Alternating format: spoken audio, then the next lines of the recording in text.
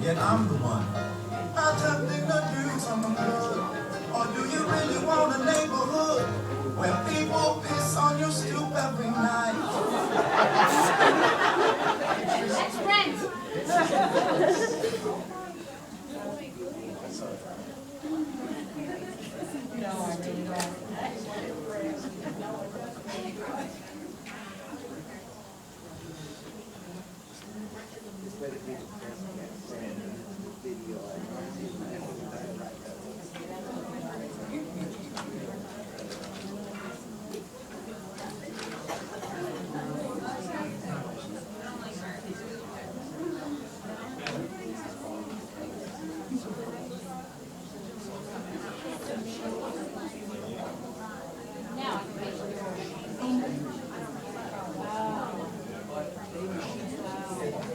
Well, I have them.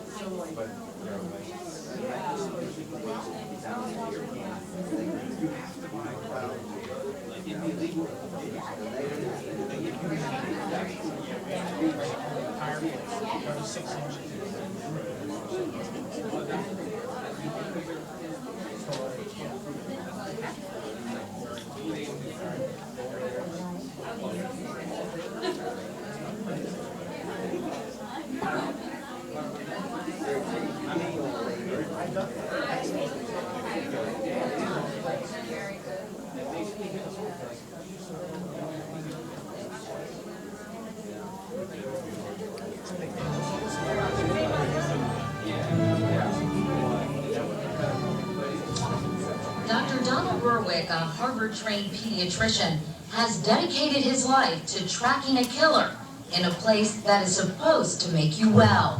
Where's the rapid response? Hospitals are very dangerous places. I don't know how to explain this to the public in a way that doesn't create too much fear. But they need to be realistic, and the technologies that help you can also hurt you, and they do it every single day. Dr. Berwick estimates that for every 100 patients admitted to hospitals, there are 40 to 50 incidents when patients are harmed, ranging from bruises and bed sores to much more life-threatening situations. Between 44,000 and 98,000 Americans die in hospitals each year, killed by their care, not by their disease.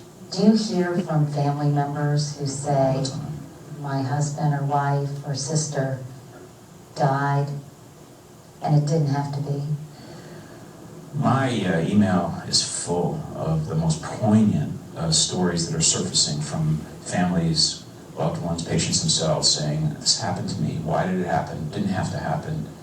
Stories like 18-month-old Josie King, who came to the hospital for burns but died from dehydration, and 27-year-old Joshua Nahum, who came in for broken bones and died from an infection. You need to build a hospital like you build an airplane so that everything works right and that there's a kind of automatic excellence in the system instead of relying on human effort. Dr. Berwick runs the Institute for Healthcare Improvement, and 2 years ago he launched the 100,000 Lives campaign. That's the number of lives he hoped to save by getting hospitals to have standard operating procedures for the way they care for patients, hooking up a ventilator properly to eliminate the risk of pneumonia, ensuring that a patient's medication is monitored from the ICU to the hospital room to home. Dr. Berwick says even something as simple as uniform hand washing requirements would cut hospital infections in half.